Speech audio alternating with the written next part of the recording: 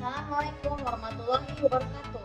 Bertemu lagi dengan saya Sazkira penulis Nato di channel aku dapat tulisan dan episode untuk tutorial and tips 2. Kali ini saya akan mendeskripsikan bagaimana cara membuat perencanaan sebelum berbelanja. Jadi gini, berbelanja adalah kebutuhan kegiatan untuk membeli barang sesuatu yang diperlukan. Nah, maksudnya ini istilah lainnya tuh kita bisa melakukan shopping secara seperlunya saja tanpa perlu merasa dirinya tuh merasa lebih materialistis dan konsumtif. Nah, jadi perlu kita ketahui, perencanaan itu sangat penting sekali sebelum berbelanja supaya barang kita tidak salah memilihnya.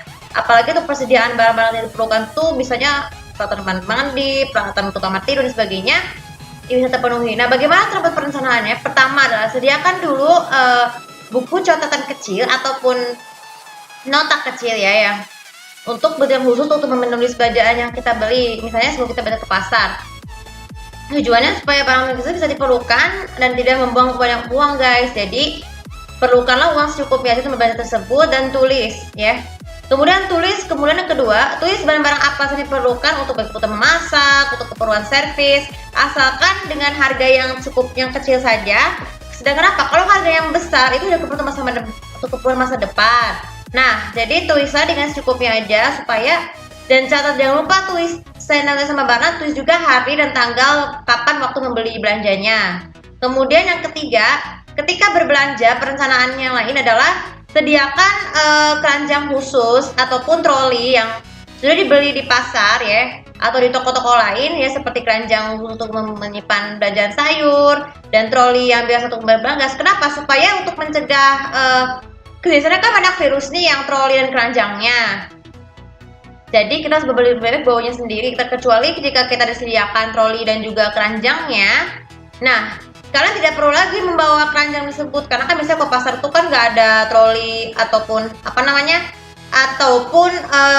keranjang. Tapi kalau di minimarket kan juga biasanya kan nggak ada, harus gunakan keranjang tersebut untuk bisa berbelanja tersebut. Kemudian yang kedua, keempat, sediakan juga plastik khusus untuk mengangkut belanjaan. Jadi plastik zaman sekarang ini kan sangat membahayakan lingkungan karena kan banyak banget organ-organik yang bisa merusak keberadaan kita di bumi. Sebagai gantinya, setelah kita selesai membelanja itu, nantinya harus sediakan tas atau plastik khusus untuk belanjaan supaya terhindar dari bahan-bahan penyakit, guys. Jadi ramah lingkungan. Dan yang terakhir dan yang paling penting sekali adalah ketika selesai membeli belanja, jadi perencanaan yang terakhir adalah ini. Perencanaan yang terakhir, jangan lupa cari temukan source barang tersebut di internet ya, dengan mengupload gambarnya, kemudian simpan di dalam folder supaya bisa memudahkan untuk berbelanja. Itu alternatif lainnya ya. Jadi kelebihan dari keuntungan dari membuat perencanaan sebelum belanja ini juga bukan hanya sekedar untuk menghemat uang, tapi juga untuk menjadi diri kita dari sikap kesilapan dan kesalahan membeli barang.